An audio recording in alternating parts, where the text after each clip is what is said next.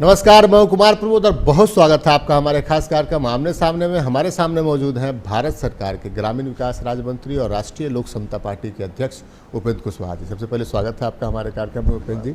कहां से आपने शुरू की थी लड़ाई जब आपने राज्यसभा के सांसद पद से इस्तीफा दे दिया था और कहां आज पहुंचे? आपने सोचा था कि मतलब इतने जल्द मैंने समय में, बहुत थोड़े समय में यहाँ तक पहुँच जाएंगे?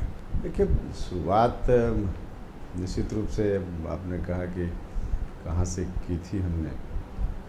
जीवन ही है इसी तरह से पानी की तरह। नहीं, अभी हम आपने एक तो शुरुआत की राजनीति की, वो तो आपने बहुत साधारण कार्यकर्ता के तौर पर शुरुआत की, विधायक बने, नेता प्रतिपक्ष बने, फिर पार्टी में आप यहाँ प्रधान महासचिव रहे जेडीयू में, और उसके बाद एक दफ़ा आपको नीतीश कुमार से थोड़ा मतभिन्नता हुआ, अलग हुए आप।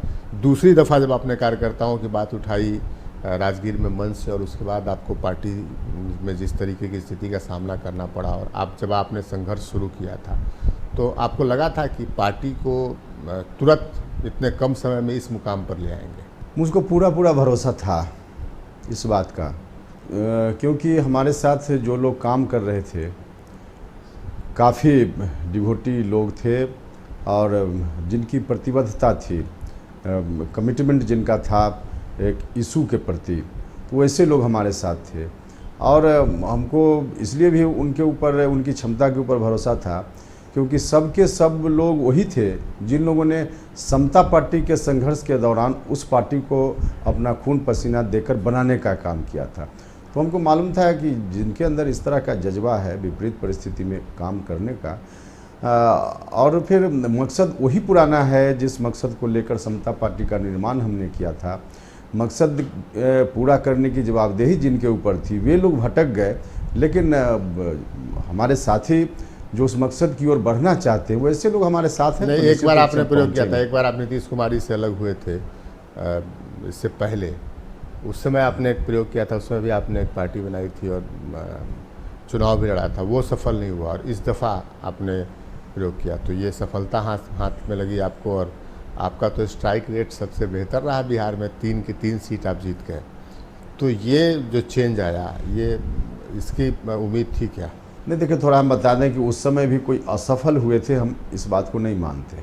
हमने स्थगित कर दिया था, यह बात अलग है, लेकिन असफलता कारण नहीं था। लेकिन सफलता भी हाथ लगी नहीं लगी? सफलता कोई, अब ऐसा नहीं है कि कोई सफलता कोई एक दिन की चीज़ होती है।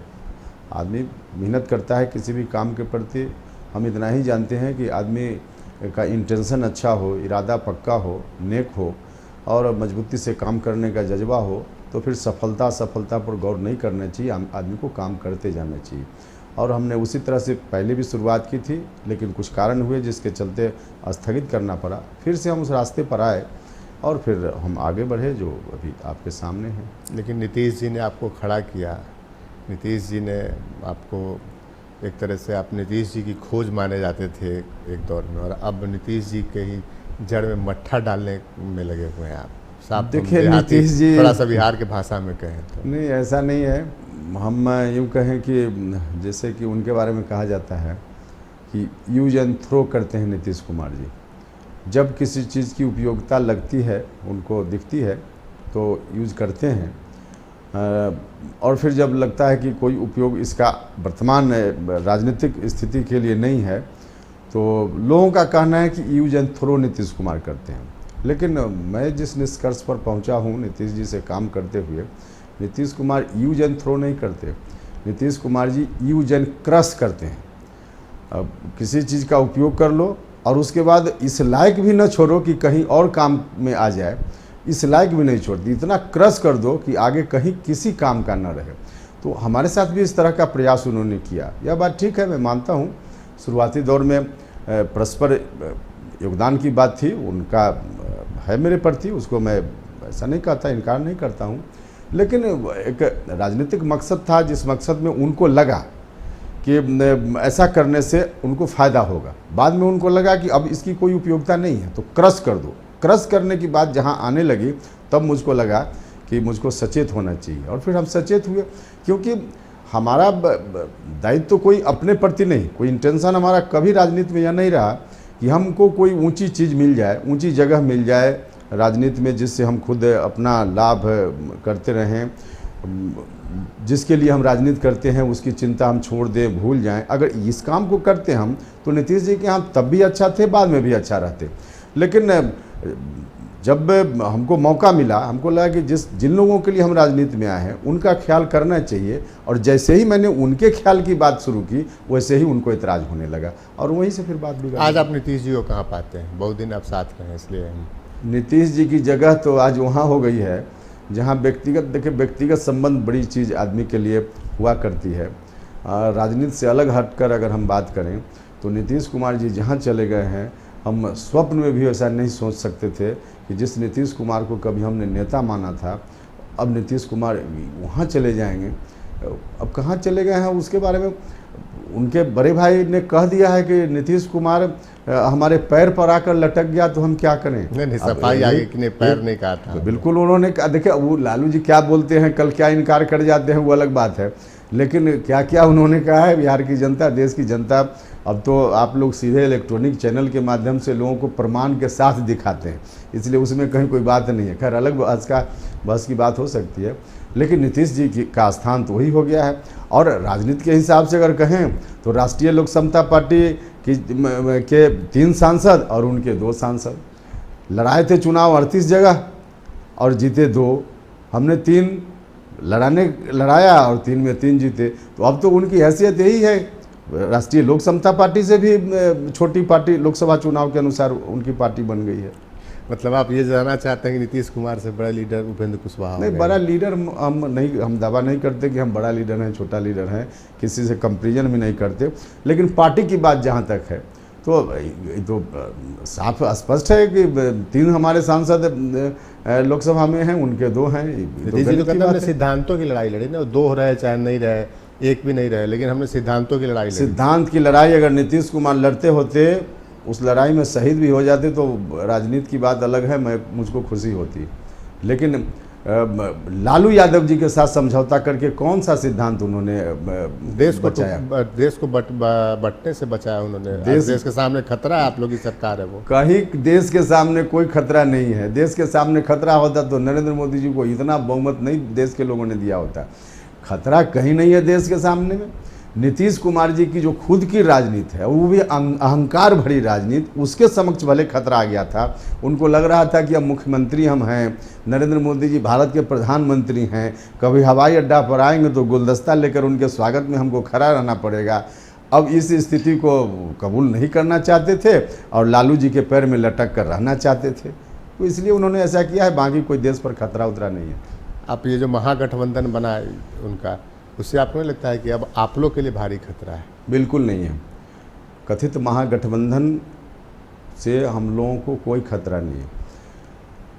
हाँ, आप कह सकते हैं कि अभी उपचुनाव में उनको ज़्यादा सीटें मिल गई, इसलिए आपको खतरा है, लेकिन ऐसा नहीं। देखिए, उपचुनाव में जो भी सीट उनको मिली है, कोई उनके कारण उनको नहीं मिली सीटें।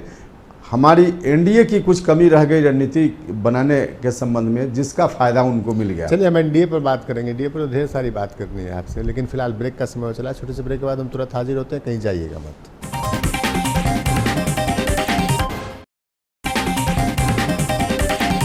ब्रेक के बाद एक बार फिर से स्वागत है आपका हमारे खास कार्यक्रम आमने सामने में। हमारे सामने मौजूद हैं केंद्रीय ग्रामीण विकास राज्य मंत्री उपेंद्र कुशवाहा जी। उपेंद्र जी, एनडीए की बात आप करते हैं बिहार में, तो पहली परीक्षा, एक तो आप चुनाव 2014 का लोकसभा चुनाव आप जीत गए, लोग कहते हैं नरेंद्र मोदी के नाम पर जीत गए, लेकिन जैसे ही बिहार एनडीए की बात आई, उपचुनाव हुआ, यहाँ 10 सीट पर आप 6 सीटों पर हार गए। हाँ, यह बात ठीक है, हम इस हार को स्वीकार करते हैं, लेकिन हार गए उसके पीछे जो कारण रहे हैं मेरी समझ से, एनडीए की जो रणनीति होनी चाहिए थी उस उपचुनाव के संदर्भ में, उस रणनीति को बनाने में कहीं न कहीं चूक रह गई, भूल हो गई, जिसके चलते ऐसी स्थिति बनी है। कहाँ हार नहीं होती, कहाँ चूक रहा, चूक कहाँ रह गई, उसकी समीक्षा करेंगे। कहा जा रहा था कि ये जो उपचुनाव है वो सत्ता का सेमीफाइनल है, ये बता देगा कि 2015 में क्या होने जा रहा है। अब ऐसा नहीं होता है, प्रायः पहले होता होगा, लेकिन आप 5 साल पीछे लौट कर देखिए तो उस समय जो इसके पहले लोकसभा का चुनाव हुआ था, उस समय के एनडीए को भारी सफलता मिली थी। उपचुनाव 17 जगह हुए थे बिहार में, जिसमें एनडीए को काफ़ी शिकस्त मिल गई थी। उस समय भी आरजेडी के लोग जीत गए थे और बाद में फिर विधानसभा का चुनाव हुआ तो नीतीश कुमार और भी ज़्यादा बहुमत से आ गए। तो अब इस चुनाव को कोई सेमीफाइनल चुनाव के रूप में देखा जाए यह मुनासिब नहीं। लोग कहते हैं सुशील मोदी का नेतृत्व, ये सुशील मोदी अपने आप को लीडर के तौर पर इस्टेब्लिश करना चाह रहे थे और उनका नेतृत्व लोगों ने नकार दिया। नहीं, देखिए, हमको नहीं लगता है कि कोई किसी के नेतृत्व में यह चुनाव हुआ था, ऐसा नहीं है। लेकिन उनकी पार्टी के केंद्रीय मंत्री जो है वो लगातार घोषणा कर रहे थे। उनकी पार्टी के जनरल सेक्रेटरी राजीव प्रताप रूढ़ी कह रहे हैं सुशील मोदी हमारे सीएम पद के उम्मीदवार होंगे, और जब उम्मीदवार होंगे और उनकी पहली परीक्षा हुई उसमें फेल कर गए वो। अब तो उनकी पार्टी के जो लोग ऐसा कर रहे थे उनको सोचना चाहिए। बार बार कह रहे थे कि किसी व्यक्ति के नेतृत्व में हम चुनाव लड़ रहे हैं और असफलता हो गई, तो उनका मामला है, तय करने में तो आपकी भूमिका होगी ना। इसलिए हमने कहा कि एनडीए में हम चर्चा करेंगे तब हम इस पर कुछ बताएंगे। व्यक्तिगत रूप से किसी ने कोई बयान दे दिया तो एनडीए का बयान नहीं हो सकता। लेकिन आपको लगता नहीं कि सुशील मोदी जो जिस वोट बैंक पर आप राजनीति करते हैं, एनडीए का एक अलग वोट बैंक है, लालू जी का एक अलग वोट बैंक है, दूसरी पार्टियां उनका एक अलग वोट बैंक है, जिस वोट बैंक की आप राजनीति करते हैं सुशील मोदी का बहुत एक्सेप्टेंस उस वोट बैंक के अंदर नहीं है। देखिए, किसी व्यक्ति विशेष के एक्सेप्टेंस की कोई बात नहीं है।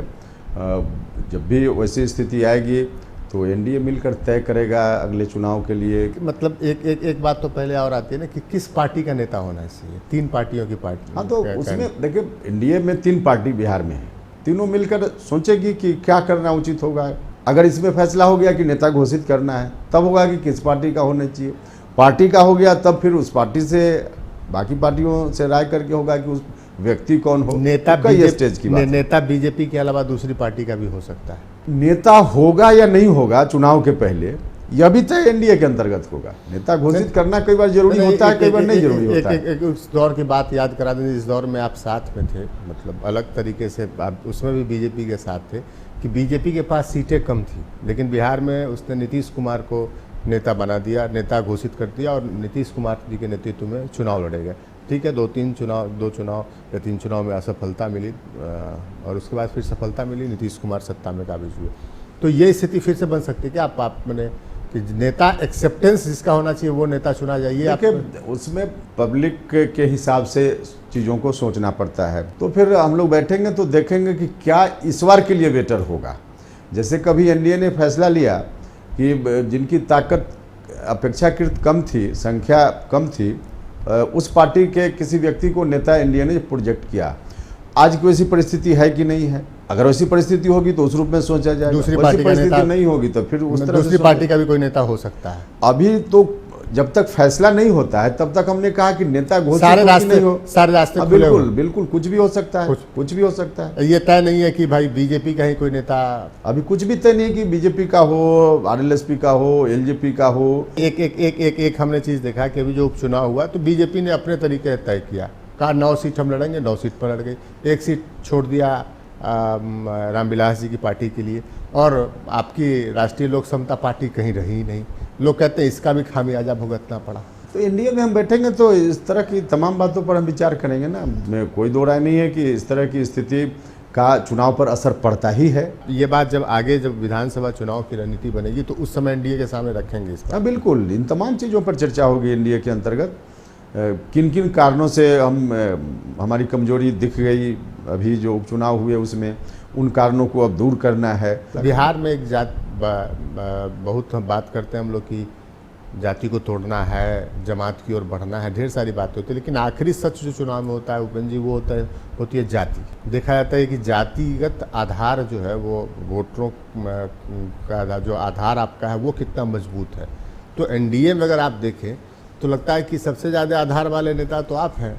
इसको एक्सेप्ट दूसरे लोग नहीं कर रहे, ये ऐसा प्रतीत हो रहा है। अब तो दूसरे लोग क्या कर रहे हैं नहीं कर रहे हैं उनका मामला है, और किस पार्टी का कितना आधार है, मेरा क्या है नहीं है। नेता की आधार की बात हम कर रहे हैं। हाँ, अगर लालू जी हैं तो आपको मानना पड़ेगा कि यादव वोटर्स का ज़्यादातर हिस्सा उनके साथ है और उन्होंने कई दफ़ा इसको प्रूफ किया है। अगर उस आधार पर देखें तो सबसे ज़्यादा जनाधार तो आपका नजर आता है। चलिए, आपका यह आकलन है तो आपके मुंह में घी शक्कर। नहीं तो आपको ये लगता है कि नहीं, इसको बीजेपी को नज़रअंदाज करके नहीं बल्कि उसको नज़र में रख के कोई फैसला करना चाहिए आगे। मैं पटना से लेकर दिल्ली तक बहुत बड़े बड़े नेता हैं जिनको ज़मीनी सच्चाई की समझ भी बेहतर है, तो स्वाभाविक रूप से जब बैठेंगे तो सारी चीज़ों पर, न सिर्फ इस विषय पर बल्कि और इशू जो भी होंगे आगे के चुनाव के संदर्भ में, सब पर ध्यान देते हुए कुछ फैसला होगा। आपके समर्थक बार बार डिमांड करते हैं कि उपेंद्र कुशवाहा जी को मुख्यमंत्री पद का दावेदार घोषित किया जाए, आप इससे इत्तेफाक रखते हैं? नहीं, देखिए समर्थक तो हर पार्टी के होते हैं और हर पार्टी के समर्थक अपने अपने हिसाब से बोलते हैं, और मैं समझता हूं कि कोई उस पर बहुत गौर करके हम कुछ बताएं ये मुनासिब नहीं है। देखिए, हम तो आपसे साफ साफ बात की उम्मीद करते हैं। हम तो ये आपसे जानना चाहते हैं कि क्या सुशील मोदी जी के नेतृत्व बिहार में चुनाव जितना संभव है आपको लगता है एनडीए के लिए? ये तो एनडीए में जब बैठेंगे हम लोग तब विचार करेंगे। सुशील मोदी जी भी नेता नहीं है, एनडीए का घोषित नेता तो आज की तारीख में कोई नहीं है। जब हम तय करेंगे, एनडीए तय करेगा तब। लेकिन लोग मानते हैं कि बीजेपी यहाँ पर एनडीए की सबसे बड़ी घटक, सबसे एक नंबर की पार्टी, फिर दूसरे नंबर पर रामविलास जी की पार्टी और तीसरे नंबर पर राष्ट्रीय लोक समता पार्टी। और जब चुना जाना होगा तो बीजेपी सबसे बड़ी पार्टी है तो उसके नेता चुने जाएंगे, जैसा कि दिल्ली में हुआ। एक यह भी हो सकता है, लेकिन आपने खुद ही कहा और सच भी है, बिहार में पहले हो चुका है, जो छोटी पार्टी थी उसके नेता भी मुख्यमंत्री के रूप में घोषित हुए। तो कुछ भी हो सकता है, वैसा कोई ट्रेडिशन नहीं है कि यही हो रहा है तो यही हो। चलिए, अलग अलग तरह के उदाहरण कह रहे हैं कि संभावनाएं अभी बहुत सारी हैं और ऐसा नहीं है कि जो बड़ी पार्टी है उसी के नेता चुने जाएंगे। उपेंद्र जी से हम बातचीत आगे भी जारी रखेंगे, लेकिन फिलहाल ब्रेक का समय चला। छोटे से ब्रेक के बाद हम तुरंत हाजिर होते हैं, कहीं जाइएगा मत।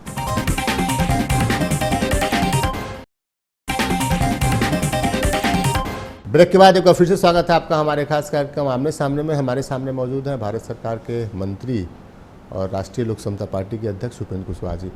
उपेंद्र जी, कई बार ये भी बात चर्चा में आती है कि आपके पार्टी के अंदर भी सब कुछ ठीक नहीं चल रहा है, आप कहीं और जाते हैं, आपके प्रदेश अध्यक्ष कहीं और जाते हैं। नहीं, ऐसा कहाँ आपने सुन लिया, इसमें कोई सच्चाई नहीं है, बिल्कुल बेबुनियाद है यह। चर्चे में बात आती है, हालांकि इसका कोई प्रूफ नहीं है, ये भी हम कह रहे हैं आपको, लेकिन चर्चा होती है कि उपेंद्र जी अगर दक्षिण की ओर जा रहे हैं तो अरुण कुमार जो प्रदेश अध्यक्ष हैं वो उत्तर की ओर जा रहे हैं। अब आरजेडी के लोग कहीं मिल गए हो तो उस तरह की प्रतिक्रिया उनकी हो गई हो, जेडीयू के लोगों की प्रतिक्रिया हो गई हो, उन लोगों की ओर से तो कोशिश रहती है कि लेकिन आप जो सम्मेलन में कार्यकर्ताओं का सम्मेलन जिलों में घूम कर रहे हैं, वहाँ अरुण जी नजर नहीं आते। अभी तो 4 जगह हम सम्मेलन करके आए, 4 में 4 जगह अरुण जी थे, आगे भी रहेंगे। हाँ, उसमें हो सकता है कहीं एक आध जगह हम भी किसी कारण से, अब सरकार का काम है, हो सकता है दिल्ली अचानक चल जाए, हम भी न रहें। दूसरी बात, लोग कहते हैं कि पार्टी आपकी ठीक है, खड़ी हो रही है, जिस तरीके से 3 सीट आपको दी गई, लोकसभा चुनाव में 3 सीट दिया गया, तो वहाँ तो चलिए नरेंद्र मोदी जी को प्राइम मिनिस्टर बनाना था तो बीजेपी को ज़्यादा सीटों की दरकार थी।